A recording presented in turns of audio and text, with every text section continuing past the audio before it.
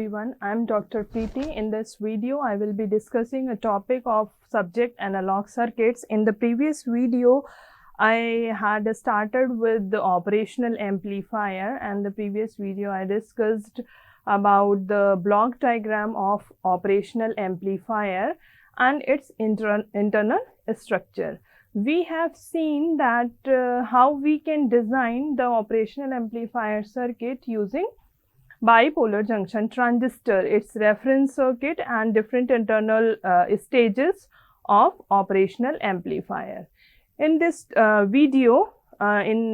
current video, I will be discussing some terms related to the operational amplifier.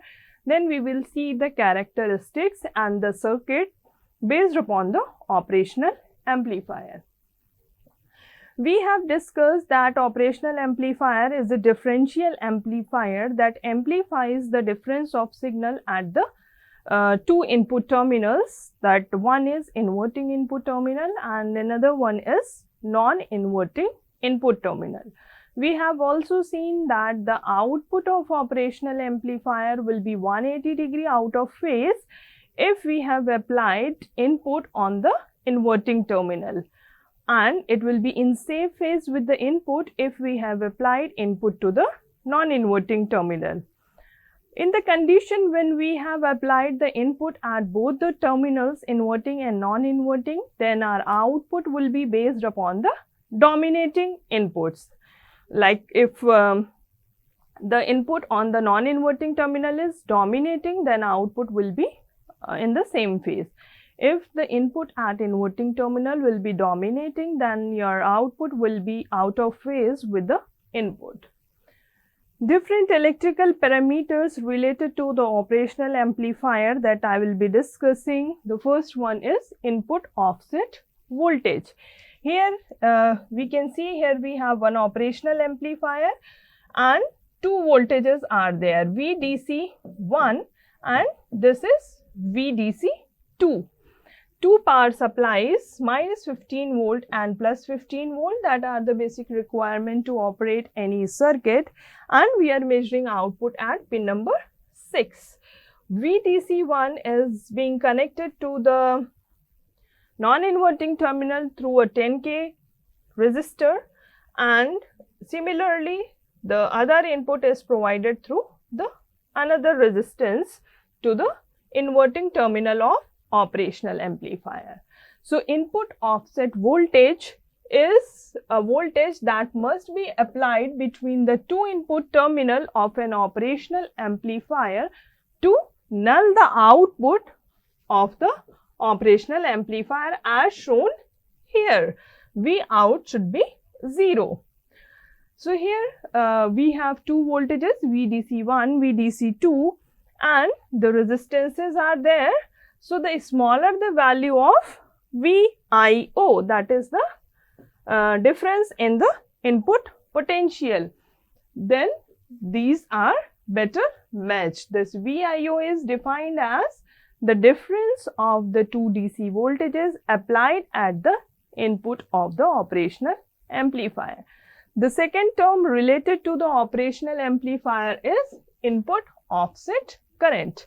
Here we have operational amplifier, two currents that are being shown here, that is IB1 and IB2. IB1 is the current that is flowing through non-inverting terminal. IB2 is the current that is flowing through inverting terminal. Supplies will always be there, minus 15 to plus 15. Then input offset current is defined as the difference of the two currents and its modulus, that is IB1 minus IB2 is the input offset current. Then we have input bias current. Input bias current here, that is denoted by IB, is the average of current that flows into the inverting and non-inverting terminal of the operational amplifier. So here IB1 and IB2 we can have average, we have IB, the sum of the two currents divided by 2. Here due to the polarity of the non-inverting and inverting terminal, here we have IB1 minus IB2 divided by 2. So IB1, IB2 are the base current of the first differential stage. The next term that is here is differential input resistance. Differential input resistance, that is defined by Ri, is the equivalent resistance that can be measured at either the inverting or the non-inverting input terminal of the operational amplifier. Then one important parameter, that is common mode rejection ratio, that is termed as CMRR. The common mode rejection ratio is the ratio of differential mode gain to the common mode gain. This AD is the differential mode gain, ACM is common mode gain. Differential mode gain means when we have applied two different inputs at the input of operational amplifier. Common mode gain is the gain of operational amplifier when we have applied a common signal, same signal at both the inputs of operational amplifier. If we want to write it in decibel, we can write it as 10 log base 10 AD upon ACM whole square, and further we can write it as 20 log 10 AD by ACM decibels. The differential voltage gain AD is same as the large signal voltage gain A, which is specified on the data sheet. Common mode gain is when we apply the common signal to both the inputs of operational amplifier, that is the ratio of VOCM to VCM. VCM is the input common mode voltage and VOCM is the output common mode voltage, and ACM is the common mode voltage gain. Here with the circuit diagram we can relate it that in non-inverting terminal and inverting terminal both are connected to a common voltage source of VCM. Two supplies will always be there, plus 15 and minus 15, and output we will be measuring at pin number 6. Common mode rejection ratio is an important parameter that defines that how effectively any differential amplifier can suppress any common mode signal at the input terminals. ACM value is generally very small and AD, that is differential gain is A, is very large. So we have CMRR value to be very large. So in the previous figure it is assumed to be 0 because most of the practical voltage sources have negligible source resistance. The higher value of CMRR, the better is the matching between the two input terminal. That means that we need a system that has higher value of common mode rejection ratio. Slew rate, that is the rate of change of output voltage with time and its maximum value, that defines the slew rate. Here the definition is slew rate is defined as the maximum rate of change of output voltage per unit time and is expressed in volts per microseconds, that is dV naught by dt and its maximum value. Slew rate indicates how rapidly the output of an op-amp can change its response with the change in input frequency. The slew rate of op-amp is fixed, therefore if the slope requirements of the output signal are greater than the slew rate, then we can get distortion in the signal. Gain bandwidth product, gain we have, bandwidth we have, and gain bandwidth product is the bandwidth of op-amp when the voltage gain is 1. Then another term related to operational amplifier is supply voltage rejection ratio, that is defined as delta VIO divided by delta V. Delta VIO is change in input offset voltage and delta V is the change in supply voltage. Common mode input voltage range, that is different from the differential mode voltage. The differential mode voltage of two input is how that defines that how different the two inputs are. And with the formula we can write V1 plus V2 by 2. Here V1 we can write as Vc plus Vd by 2 and V2 is defined as Vc minus Vd by 2. Now we will see the properties of ideal op-amp. Ideal op-amp, the gain is infinite, it has infinite input resistance, its output resistance is 0, 0 output voltage when the input voltage is 0. So this is the characteristics of an ideal op-amp that we do not get with the practical op-amp, that 0 output voltage when input voltage is provided as 0. Infinite bandwidth, so that any frequency signal from 0 to infinite hertz can be amplified without any attenuation in the signal. Infinite common mode rejection ratio, as I discussed that higher value of common mode rejection ratio for an operational amplifier is desired because that defines that how effectively that op-amp or the differential amplifier is going to suppress any common signal at the input side. So for an ideal op-amp, we say that the common mode rejection ratio is infinite. The slew rate is also infinite for an ideal op-amp. So these all points are for ideal op-amp. There will be some limitation when we will be using it for the practical applications. Equivalent circuit of operational amplifier. This is the symbol of operational amplifier. We have inverting terminal and plus is representing the non-inverting terminal, and at pin number 6 we measure the output of operational amplifier. Here in this figure 5, it is the internal structure. In the internal structure it is shown with the input resistance and output resistance. As we have discussed that input resistance of an ideal op-amp is very high, that is infinite. So that resistance is shown here Ri, and our Ro is the output resistance and it is a voltage dependent voltage source.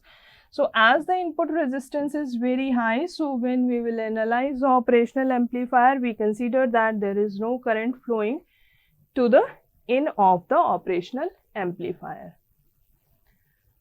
The output of operational amplifier, that is A times VID, that is differential input voltage, that is defined as the difference of the input voltages. V1 and V2 are the two input voltages connected at the inverting and non-inverting terminals. So output we can define as the gain times the difference of the input voltage, where A is the large signal voltage gain, VID is the difference of input voltage, and V1 and V2 are the input voltages. V1 is at the non-inverting terminal, V2 is at the inverting terminal voltage, and these all are being measured with respect to ground. This figure is showing the voltage transfer characteristics of operational amplifier. On x-axis we have VID, that is differential input voltage. On y-axis it is having the output voltage. So as the differential input voltage increases, we have some increase in the output voltage, and after a certain voltage there is a saturation level achieved with the operational amplifier, and that is called as positive saturation, and we have negative saturation. So this is minus V saturation as the negative saturation voltage of operational amplifier, and plus V saturation is representing the positive saturation voltage of the operational amplifier. We can connect the operational amplifier for application purpose in different modes. So first we will see open loop operational amplifier configuration. Open loop means here we do not have any feedback path from output to input. So here I will discuss the three configuration: differential amplifier, inverting amplifier and non-inverting amplifier. In differential amplifier, we have input connected to both the terminals of operational amplifier. In inverting amplifier, we will see that we have input at the inverting terminal and the non-inverting terminal will be grounded. In the third one, non-inverting amplifier, we will be providing input to the non-inverting terminal of op-amp and the other terminal will be grounded. So the first one, that is differential amplifier. With the differential amplifier, we have two inputs. Here we have the first input, that is V in 1, and here it is the second one, V in 2. V in 1 is connected as non-inverting terminal, V in 2 is connected at the inverting terminal. So at the output, what we get is V out is equal to A, that is the gain of this operational amplifier, multiplied by the difference of input voltage V in 1 minus V in 2. Considering that V in 1 is at the positive terminal and V in 2 is at the negative terminal, and here this we can define as VID, that is the difference of input voltage. So this we can write as output voltage is gain times the difference of the input voltage. So that is the same thing written here, V out is equal to A times V in 1 minus V in 2. So the polarity of the output voltage depends upon the polarity of the input difference voltage. So here if V in 2 is more dominating than V in 1, then it will become negative, then the polarity of output will change. Inverting amplifier, here with the inverting amplifier, the input is connected to the inverting terminal and the non-inverting terminal is connected to the ground. So here we get output that is 180 degree out of phase with the input, that is minus A times V in.